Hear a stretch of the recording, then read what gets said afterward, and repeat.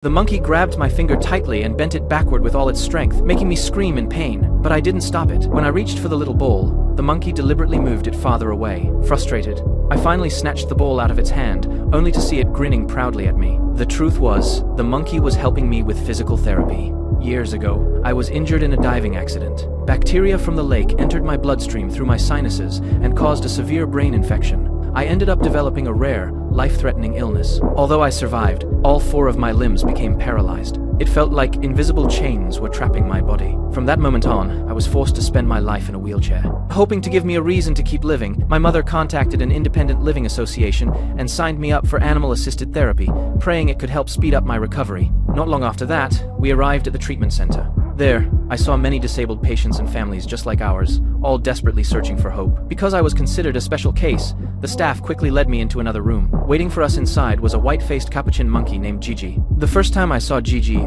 I honestly just thought she looked cute. I didn't believe for a second that such a tiny animal could actually help me. But then, out of nowhere, Gigi raised her arm, spread out all 5 fingers, and happily waved at us. Everyone in the room was stunned. From that moment on, Gigi officially became part of my family, and that decision completely changed my life. Gigi was placed in my recovery room, and little by little, she became part of my daily routine. She saw firsthand how even the simplest movements were torture for me. Just shifting my body even slightly felt unbearable. She could sense my pain and hopelessness. The smallest actions most people took for granted felt like climbing a mountain to me. Night after night, I poured my heart out to Gigi and told her about all my fear and frustration, but she always stayed silent and showed almost no reaction. Ever since arriving there, she mostly stayed inside her cage and rarely came out. The next day, I complained to my therapist that Gigi wasn't helping at all and definitely wasn't living up to the promise of being a service animal. I even said I was thinking about sending her back in a few days. For some reason, those words seemed to hit her hard. She widened her eyes and stared straight at me, almost as if she suddenly realized she'd been acting selfish this whole time. Right then,